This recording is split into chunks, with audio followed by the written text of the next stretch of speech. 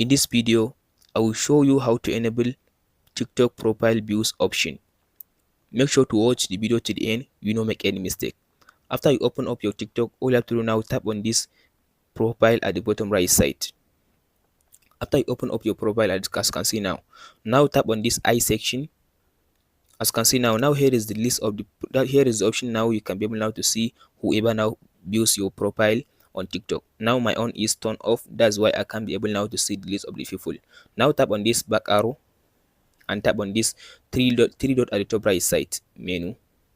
Now go to settings and now go to this privacy. Under this privacy, scroll to down and tap on this where it says profile views, this one. So as you can see now the profile views on my TikTok app now is turned off. So now tap on this section to turn it on. Now I turn it on. Now if I go back to my profile view section, go back again. So now all you have to do now, tap on this I section.